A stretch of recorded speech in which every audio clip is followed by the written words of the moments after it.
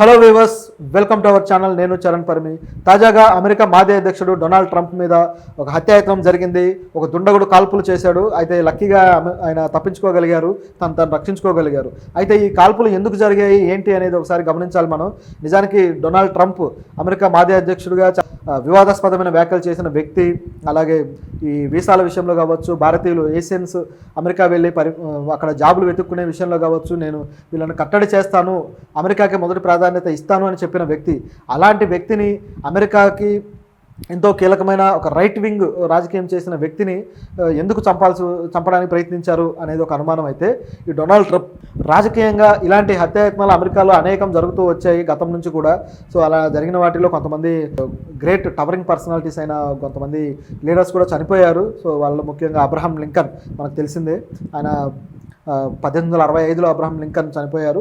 So దానికి కూడా కారణం ఇప్పుడు ఆయన చంపిన వ్యక్తి ఒక తెల్లజాతీయుడు.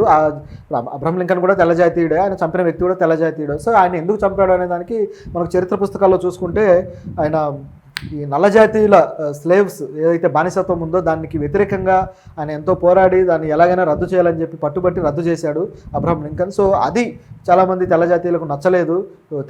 జాత్యహంకారం అంటాం కదా. సో ప్రస్తుతం కూడా అమెరికాలో అది ఉంది. చాలామంది దానివల్ల భారతీయులు కూడా ఇబ్బంది పడుతూ ఉంటారు, ఏషియన్స్ ఇబ్బంది పడుతూ ఉంటారు, చైనీయులు కావచ్చు, వీళ్ళంతా కూడా. ఇక బ్లాక్స్ అయితే చాలా దారుణంగా ట్రీట్ చేయబడుతూ ఉంటారు. సో ఈ విధంగా పరిస్థితి ఉంది చాలా చోట్ల. అంటే పూర్తిగా అలా ఉందని కాదు, చాలా చోట్ల ఉంది. మన దేశంలో ఎట్లాగైతే కుల వివక్ష ఎక్కువ ఉంటుందో అక్కడ జాత్యహంకారం అనేది, అలాగే ఈ తెల్లజాతి వివక్ష అనేది ఎక్కువగా ఉంటూ వస్తుందన్నమాట. సో ఈ విధంగా ఈ కారణంతో అబ్రహాం లింకన్ చనిపోయాడు. ఆ తర్వాత వచ్చేస్తే జాన్ ఎఫ్ కెనడీ, ఆయన మీద కూడా హత్యాయత్నం జరిగి ఆయన చనిపోయాడు. ఇట్లా కొంతమంది ఉన్నారనమాట గతంలో చనిపోయిన ప్రెసిడెంట్స్. సో ఇట్లా ఈ మాజీ ప్రెసిడెంట్ ఎవరైతే ఉన్నారో డొనాల్డ్ ట్రంప్, ఈయన మీద కూడా దాడి చేయడం జరిగింది. అయితే ఈయన తప్పించుకున్నారు. పోలీసులు వెంటనే రియాక్ట్ అయిపోయి తప్పించడం జరిగింది. ఆ దుండగుడిని నిలువరించగలిగారు. దాదాపు 180 అడుగుల దూరం నుంచి ఆయన కాల్పులు చేయడం జరిగింది. అది కూడా షార్ప్ షూటర్ అనే అతను అర్థమైపోతుంది. ఎందుకంటే డైరెక్ట్గా తలకి గురిపెట్టి షూట్ చేశాడనమాట. ఇలాంటిది ఇంత షార్ప్గా షూట్ చేయగలిగే కెపాసిటీ కేవలం షార్ప్ షూటర్స్కే ఉంటుంది. అయితే ఈ షూట్ చేసిన వ్యక్తి కూడా తెల్లజాతీయుడే. అదే ఇక్కడ ట్విస్ట్ అనమాట. సో తెల్లజాతీయుడు ఎందుకు చంపాలనుకున్నాడు?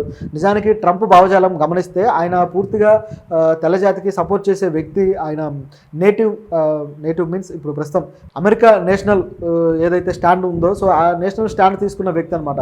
అమెరికా ఫస్ట్ అంటూ తన రాజకీయ ప్రస్థానం మొదలుపెట్టారు. ఆ విధంగానే తను గెలిచి తన పార్టీని కానీ ఒక ప్రైమ్ మినిస్టర్గా స్థాపించడం జరిగింది. సో అలాంటి వ్యక్తి నిజానికి గతంలో ఎప్పుడైతే ఓడిపోయారో సెకండ్ టర్మ్లో, ఆయన ఓడిపోగానే ఆయన ఒక వివాదాస్పదమైన విషయంలో ఆయన బాగా ఇరుక్కున్నారనమాట. అదేంటంటే ఆయన ఓడిపోయిన తర్వాత ఆ ఎలక్షన్లో ఆయన ఓటమిని తాను అంగీకరించలేదు. ఈ ఓటమి నేను అంగీకరించను, ఎందుకంటే ఎలక్షన్లు అంత జెన్యూన్గా అంత ఫెయిర్గా జరిగినట్లు లేదు, ఇక్కడ ఏదో జరిగింది అని చెప్పేసి ఆయన మీడియా ముందు తెలియజేయడము, వివాదాస్పద వ్యాఖ్యలు చేయడము. అమెరికా ప్రజాస్వామ్య వ్యవస్థలోనే ఇది ఒక డిఫరెంట్ కోణం అనమాట. ఇది ఒక వెరైటీగా అనిపించింది అందరికీ కూడా. ఇదేంటి ఈయన ఇలా మాట్లాడారని. ఎందుకంటే గతంలో ఎంతోమంది ప్రైమ్ మినిస్టర్లు ఓడిపోయినా సరే వాళ్ళు దాన్ని అంగీకరిస్తారు. వాళ్ళు మెచ్యూర్డ్గా ఆలోచించి దాన్ని అంగీకరించి ఓటమిని ప్రజల నిర్ణయాన్ని గౌరవిస్తారనమాట. కానీ ఈయన రివర్స్లో మాట్లాడడం అనేది అందరికీ షాక్ గురి చేసింది.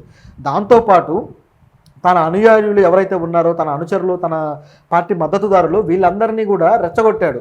సో మీరు దాడులు చేయండి అన్నట్టుగా ఆయన రెచ్చగొట్టి దాడులు చేయించాడు. అది ఎంత దుర్మార్గంగా జరిగిందంటే, వైట్ హౌస్ ప్రజాస్వామ్యానికే మచ్చు తునక లాంటి, ప్రజాస్వామ్యానికే ఒక పెట్టని కోట లాంటి ఈ అమెరికాలో ఈ వైట్ హౌస్ అనేది ఎంతో గొప్ప పేరున్న ప్రజాస్వామ్య విలువలకు చిహ్నంగా చెప్పుకోగలిగే ఈ వైట్ హౌస్ మీద దాడి చేయించాడు. సో ఈ దాడి అనేది ఒక్కసారిగా యావత్ ప్రపంచాన్ని కూడా షాక్కి గురి చేసింది.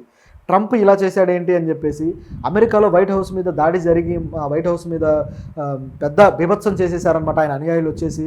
మొత్తం బీభత్సం చేయడాన్ని బట్టి చూస్తే దీని వెనక్కున్న ట్రంప్ ఆయన ఆలోచన విధానము, ఆయన ఆలోచన తీరు అనేది మనం ఒకసారి అర్థం చేసుకోవాలి. సో ఆయన ఎంత టెరిఫిక్గా, ఎంత దూరమైన వెళ్ళడానికి వెనుకాడడు అనేది ఇక్కడ కనిపిస్తూ ఉంది. అంతేకాకుండా గతంలో ఇప్పుడు ముస్లిం దేశాల నుంచి శరణార్థులను కానీ వీళ్ళెవరిని మేము రానివ్వము అని చెప్పేసి ఆయన హుకుం జారీ చేయడము, దానికి తగ్గట్టుగా ఆయన కొన్ని ప్రణాళికలు రూపొందించడం కూడా చూసాం. అయితే దాని మీద ఎంతో వ్యతిరేకత కూడా వచ్చింది, సరైంది కాదు అని చెప్పేసి. సో ఇవన్నీ కూడా ట్రంప్ చేస్తూ వచ్చిన వ్యతిరేక కార్యకలాపాలు. వీటిల్లో ఏది ఆయనకు వ్యతిరేకంగా అయిందో తెలియదు మరి. ఎందుకంటే ఇప్పుడు ఒక 10 మంది వ్యక్తులకి ఇబ్బంది కలిగించే పని చేసినప్పుడు, ప్రజాస్వామ్యానికి నష్టం చేసినప్పుడు, దానివల్ల నష్టపోయిన వాళ్ళు రియాక్ట్ అయ్యే ఛాన్స్ కూడా ఉంది. సో ఆ విధంగా ఏమన్నా రియాక్ట్ అయ్యారా?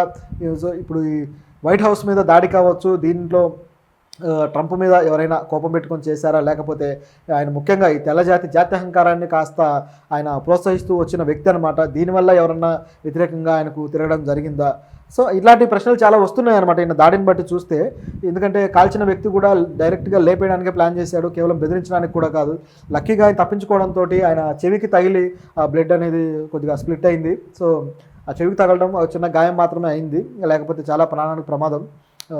ఎందుకంటే షార్ప్ షూటర్లు అంత చాకచక్యంగా కాలుస్తారనమాట. ఇది చూస్తే మనకి అతడు సినిమాలో ఒక సన్నివేశం ఉంటుందన్నమాట, ఆ సన్నివేశం గుర్తురాక మానదు. అయితే దాని వెనక రాజకీయ లబ్ధి కోసం ఆ క్యారెక్టర్ చేస్తుంది. ఒకవేళ అలాంటిది ఏమైనా ప్రయత్నమా ఇది అనే డౌట్ కూడా ఉందన్నమాట. అయితే ఇంకా FBI ఇన్వెస్టిగేషన్ జరగాల్సి ఉంది, మరి వాళ్ళు ఏం చెప్తారు ఏంటి అనేది కూడా చూడాలి. అయితే దీంతోపాటు ఇప్పుడు ట్రంప్కి ఆల్రెడీ ఇప్పుడున్న ఎలక్షన్లో దాదాపు ప్రజల మద్దతు అంతా ఈయన వైపే ఉంది. ప్రజలు అన్ని సర్వేలు కూడా ట్రంపే గెలుస్తాడని చెప్పి చెప్తూ ఉన్నాయన్నమాట. సో మరి ఇంత సపోర్ట్ ఉన్నప్పుడు ట్రంప్ గెలవకూడదని ఎవరన్నా కుట్ర పన్ని ఇలాంటి ప్రయత్నం చేశారా అనేది కూడా చూడాల్సిన అవసరం ఉంది. అయితే దీన్ని ఖండిస్తూ మన భారతదేశ ప్రధాని మోడీ ఖండించారు తీవ్రంగా. అలాగే మరికొంతమంది ఇతర దేశాల ప్రధానులు కూడా ఖండించారు. ఎందుకంటే ఇలాంటి ఒక అగ్రరాజ్యమైన అమెరికాలో ఇలాంటి జరగడం అనేది ఈ మోడర్న్ సొసైటీలో చాలా షాక్కి గురి చేసేది. గతంలో అంటే ఇప్పుడు అబ్రహాం లింకన్ జరిగిన టైంలో అంటే 19th సెంచరీ అట్లా పాత జనరేషన్ కాబట్టి అప్పుడు అవకాశం ఉందేమో, కానీ ఇప్పుడు అలాంటి జరగడం మాత్రం నిజంగా షాక్ గురి చేసేది. మన ఇండియాలో కూడా ఇట్లా ప్రైమ్ మినిస్టర్ల మీద జరగటము, వాళ్ళు చనిపోవడం మనం అనేకం చూసామన్నమాట. సో ఈ విద్వేషపూరితమైన ఈ రాజకీయ కక్షలు అనేవి ఇంత దుర్మార్గానికి కూడా ఒడిగట్టడానికి వెనుకాడడం అనే దానికి ఇది ఒక ఉదాహరణ. ఇప్పుడు ట్రంప్ తన స్టాండ్